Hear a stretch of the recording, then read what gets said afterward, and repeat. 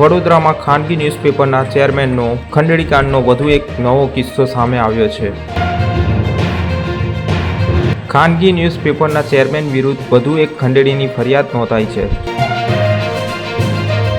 પહેલાથી જ ખંડણીના ગુનામાં ક્રાઇમ બ્રાન્ચના હાથે ચડેલો માથાભારે શખ્સ ફરી ચર્ચામાં આવ્યો છે. મકરપુરા જીઆઈડીસીની કંપનીના માલિકને ધમકી આપીને 5 લાખની ખંડણી માંગી હતી. ફરિયાદી અનુપસિંહ ઠાકુરે ગિરીશ સોલંકી વિરુદ્ધ અટલાદરા પોલીસ સ્ટેશનમાં ફરિયાદ નોંધાવી છે. આરોપી ગિરીશ સોલંકી અગાઉ રિવોલ્વર તાકી 2 લાખની ખંડણી માંગવાના ગુનામાં પકડાયો હતો. હવે બીજી ફરિયાદ બાદ પોલીસે વધુ એક ગુનો દાખલ કરી બીજા ગુનામાં તેની ધરપકડ કરવા માટેના ચક્રો ગતિમાન કર્યા છે. વોટ્સએપ કોલ અને મેસેજ દ્વારા ધમકીઓ આપવાની વિગતો સામે આવી છે.